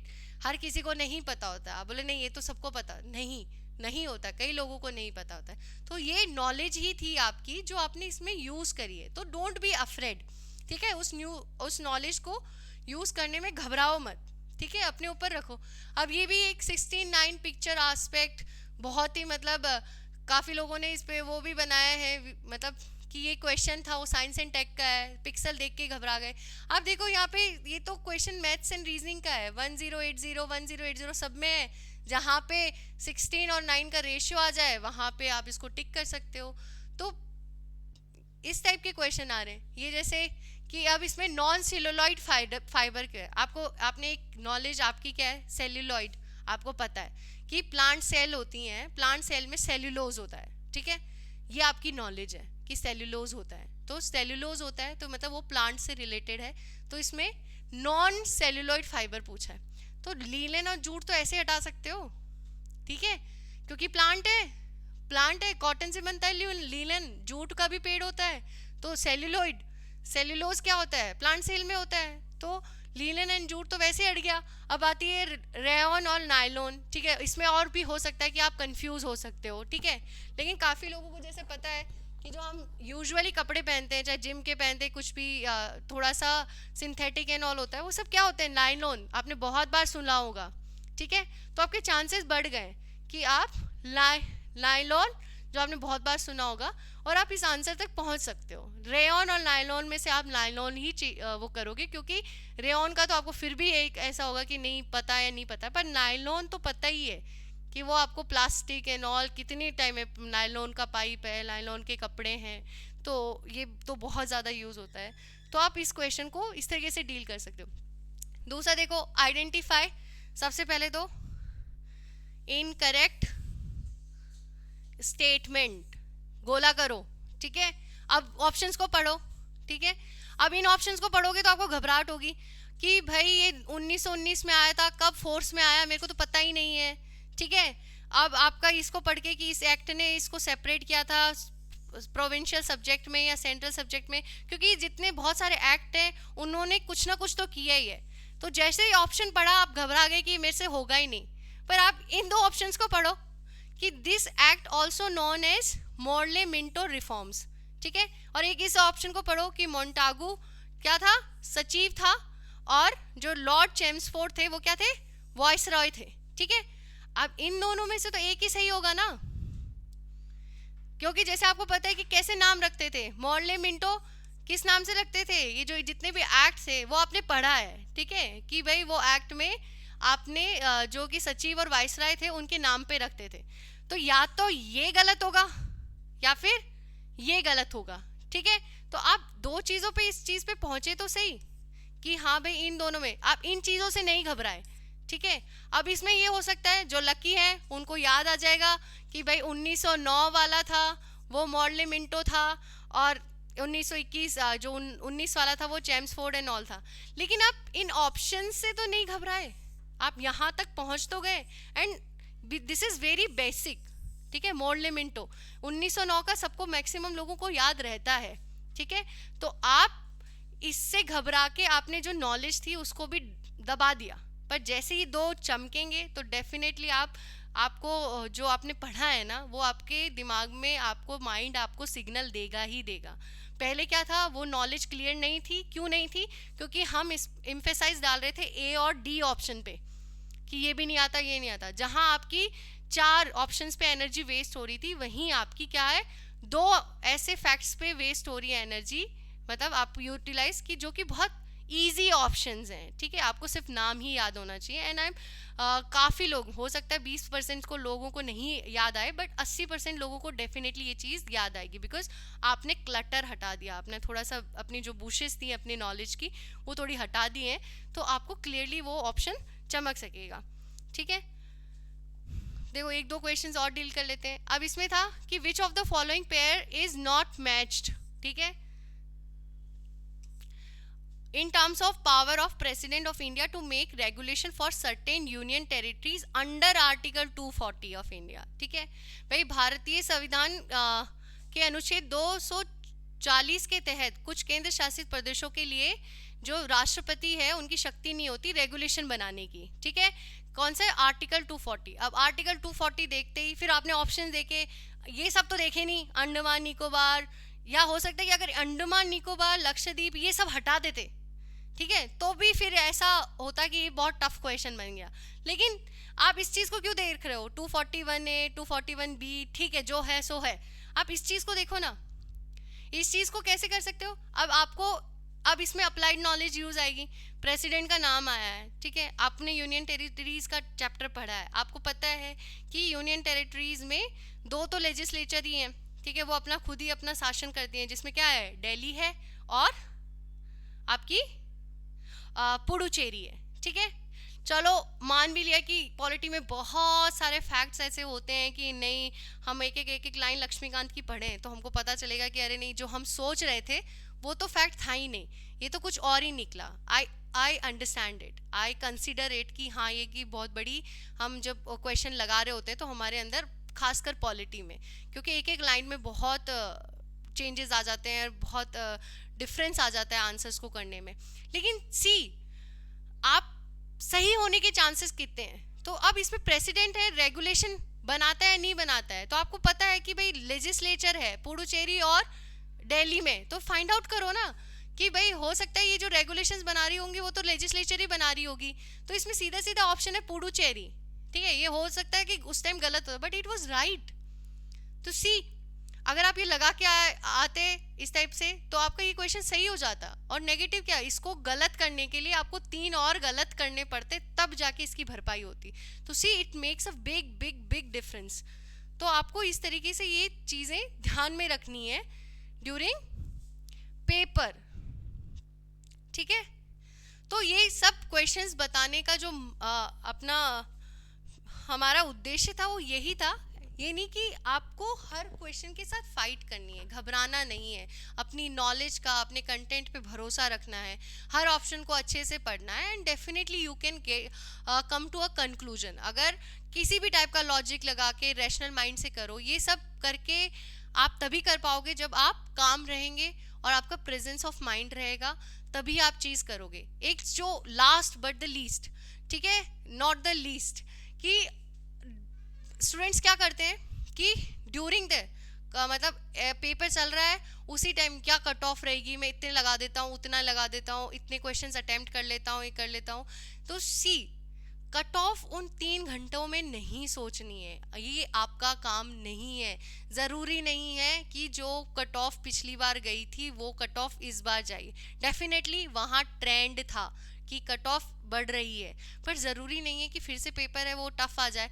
But आप उस कट ऑफ को अचीव करने के चक्कर में आप वो और ज़्यादा नेगेटिव तुक्केबाजी में चले जाओ। तुक्केबाजी नहीं करनी है। जो क्वेश्चंस आपको पीछे बताए गए हैं वो तुक्केबाजी नहीं थी, that was the calculative and presence of mind का गेम था ना। और आपकी नॉलेज, अगर आपने कुछ नहीं पढ़ा हुआ है, आपको नहीं आता है, तो वो आप क्वेश्चन वो नहीं अटेम्प्ट कर सकते थे।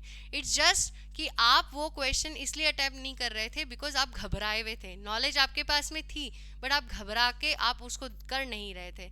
आपके अंदर वो पॉजिटिव माइंडसेट नहीं था, नेगेटिव थॉट था। नेगेटिव थॉट क्या, कि नेगेटिव मार्किंग हो जाएगी, नेगेटिव मार्किंग का इतना डर था। बट नहीं, आपको नेगेटिव मार्किंग को कम कर, मतलब आपका डर उसको कम करना है। ध्यान रखो, इट्स ओनली 1/3, ठीक है। एंड आप ऐसे ही तुक्के नहीं लगा रहे हो कि नेगेटिव हो जाएगा।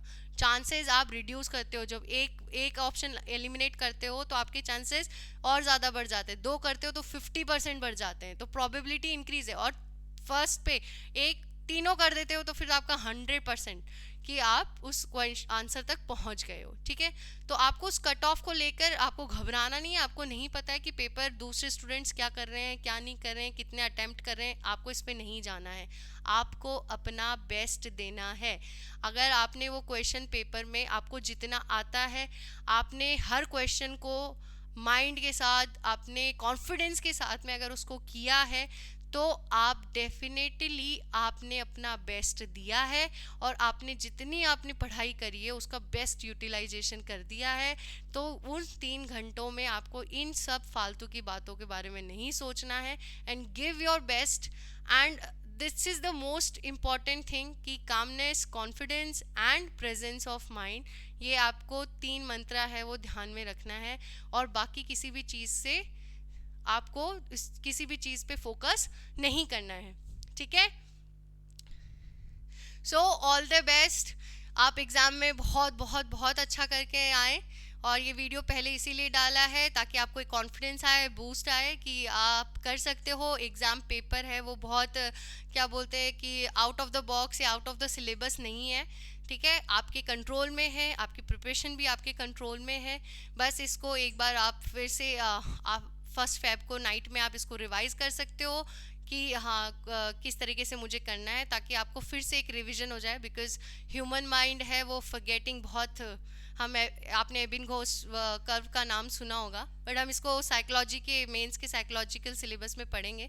बट हाँ, इंसान की जो मेमोरी होती है वो रिवाइज नहीं करे तो वो एक रैपिडली उसमें एक्सपोनेंशियली उसमें ड्रॉप आता है और आप बहुत जल्दी भूल जाते हो। तो आप फिर से घबरा जाओगे क्योंकि 10 दिन बहुत क्रूशियल है, आपको बहुत कुछ पढ़ना है, बहुत ज़्यादा पढ़ना है और बिना थके पढ़ना है। तो उसमें आप भूल जाओगे कि हाँ पेपर वाले दिन क्या करना है। तो बस आपको बस कुछ नहीं करना है, पेपर से एक रात पहले इस वीडियो को रिवाइज करना है। फिर 2 फरवरी को क्या करना है, because it's very very much important, time waste नहीं करना है। कट ऑफ का स्पेकुलेशन आ जाएगा, हिसाब से सारी कोचिंग्स हैं जो अपने अपने हिसाब से स्पेकुलेशन दे देंगे। आप कहाँ स्टैंड कर रहे हो कहाँ नहीं कर रहे हो कुछ सोचने की ज़रूरत नहीं है। We will come back on 2 February with आप डिटेल्ड स्ट्रैटेजी एंड प्रिपरेशन आपकी कैसी होनी चाहिए for the mains examination, RS mains examination, because we have a limited time, we have the date that is 17th and 18th June. ठीक है, तो हमारे पास time है, हमको बता रखा है, हमें विदाउट वेस्टिंग एनी टाइम 2 फरवरी को फिर से हम लोग मिलेंगे। ये वीडियो सेकंड आपका जो एग्ज़ाम है उसके जस्ट बाद में ये वीडियो है मेंस का, वो आपका अपलोड हो जाएगा। तो जस्ट सी इट। आपको 2 फरवरी में, I again emphasize on it कि 2 फरवरी में को ही देखो फॉर द मेंस, क्योंकि आपको अपना मोमेंटम गेन करना है, because we have the limited time. And आपको अपनी स्ट्रैटेजी, अगर चलो मान लो आप कुछ पढ़ नहीं रहे हो 2-3 दिन, बट स्टिल आपको अपनी स्ट्रैटेजी और रिसोर्सेज तो कंसोलिडेट कर ही लेने चाहिए इन दैट 2 days। ठीक है, तो हम इसकी डिटेल चर्चा करेंगे।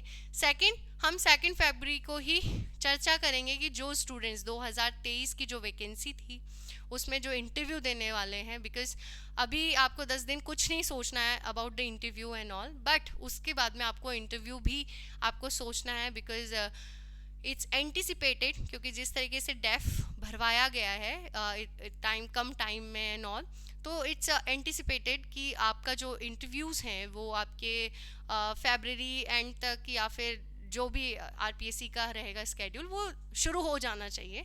तो आपको इंटरव्यू की प्रिपरेशन भी करनी है जिनको इंटरव्यू देना है। तो we will also come with a interview guidance पूरा डिटेल वाला कि how you can start your preparation for the interview. आपको किन बातों का ध्यान रखना चाहिए, किन बातों का ध्यान नहीं रखना चाहिए। तो we will come with a very expert and with all the experts advices opinions and all, तो we will consolidate matter and we will come to you कि आपको इंटरव्यू में क्या करना है क्या नहीं करना है। तो 2 फरवरी में आपको ये 2 वीडियोस हैं, वो आप अपना इंटरव्यू गाइडेंस या और मेंस के लिए डिटेल प्रोग्राम आपको ये चीज़ ध्यान में रखनी है। तो वी विल मीट एट 2 फरवरी। सर तब तक के लिए ऑल द बेस्ट एंड बहुत अच्छे से प्रिपरेशन करो, enjoy this moment and just it is about to come. बस अब प्री आने ही वाला है।